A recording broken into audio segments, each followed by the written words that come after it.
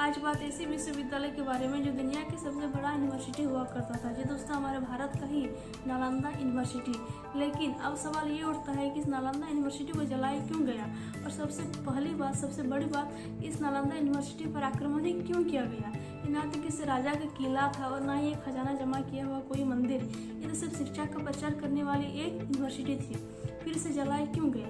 तो दोस्तों, ये आज इस वीडियो में इन्हीं सभी सवालों का जवाब देने का जो पूरी कोशिश करेंगे। इस वीडियो का आखिर तक जरूर देखिए। नालंदा यूनिवर्सिटी के बारे में जानने से पहले हम नालंदा के बारे में जानना बहुत ही जरूरी है। जी दोस्तों, नालंदा शब्द संस्कृत शब्द से लिया गया है, ना आलंदा, जिसका अर्थ यह होता है कि ना रुकने वाला ज्ञान का प्रभाव। दोस्तों, इसकी स्थापना 450 ईस्वी को हुई थी और इसकी स्थापना का श्रेय कुमार गुप्ता के वंश के शासक को जाता है। दोस्तों, साथ ही साथ यहाँ की लाइब्रेरी में करीब से करीब 50 लाख से भी 90 लाख की पुस्तकें यहाँ मौजूद थी। और यहाँ से भारत के लोग ही नहीं बल्कि अन्य देश के लोग भी यहाँ आते थे पढ़ने के लिए, जैसे जापान, इंडोनेशिया, श्रीलंका जैसे देश के लोग यहाँ आते थे पढ़ने के लिए। और यहाँ सभी विषयों की पढ़ाई होती थी, जैसे मैथमेटिक्स, साइंस, ग्रामर। दोस्तों, और यहाँ पढ़ने वाले स्टूडेंट की संख्या कम से कम 10,000 से भी ज़्यादा थी। और यहाँ पढ़ाने वाले टीचर्स की संख्या कम से कम 2,000 से भी ज़्यादा थी। दोस्तों, अब हम बात करते हैं कि इस पर आक्रमण क्यों किया गया।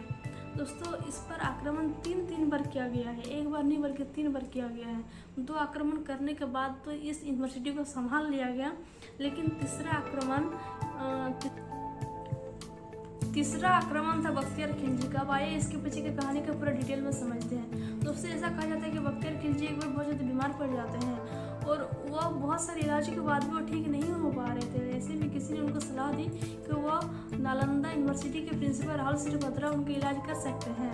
दोस्तों, लेकिन बख्तियार खिलजी ने इस बात को पूरी तरह से इग्नोर किया, क्योंकि वो गैर मुसलमान के पास जाकर उनका इलाज करवाना बिल्कुल भी उनको पसंद नहीं था। लेकिन धीरे धीरे समय बीतने के बाद उनकी तबीयत और ज़्यादा बिगड़ने लगी। लेकिन फिर वो सोचे कि एक बार उनको बुलाने में हर्ज ही क्या है। इसी वजह से राहुल श्रीभद्रा को इलाज के लिए बुलाया जाता है। लेकिन बख्तियार खिलजी उनके सामने शर्त रख देते हैं कि उनके दी हुई कोई भी दवाई को वो नहीं खाएगा।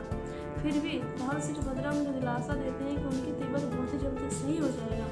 राहुल श्रीभद्रा उनको एक कुरान देते हैं और बोलते हैं कि उसे आप रोज पढ़ा कीजिए। ठीक उसी तरह बख्तियार खिलजी उसे रोज पढ़ते थे। जब देखते ही देखते बख्तियार खिलजी का तबीयत सही भी हो जाता है। दोस्तों, मैं आपको बता दूं कि राहुल श्रीभद्रा ने उस कुरान के पन्नों में दवाई लगा दी थी, जिसे पढ़ते समय उस कुरान के पन्नों में राहुल श्रीभद्रा ने दवाई लगा दी थी, जिसे पढ़ते समय बख्तियार खिलजी के पास पहुंच जाती थी। दोस्तों, जब इस बात का जब पता चला बख्तियार खिलजी को, तो बहुत ही ज़्यादा गुस्सा हुआ। उनको लगा कि इन काफिरों के पास हाकिमों से ज़्यादा इतना ज्ञान कैसे हो सकता है।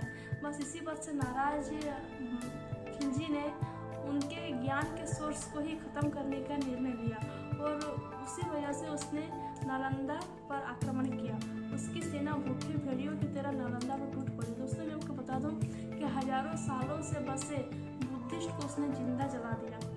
और यही नहीं बल्कि उनकी लाइब्रेरी में आग लगा दी। दोस्तों, ऐसा कहा जाता है कि उस किताबों को पूरी तरह से जलने में कम से कम 3 से 4 महीने का समय लगा।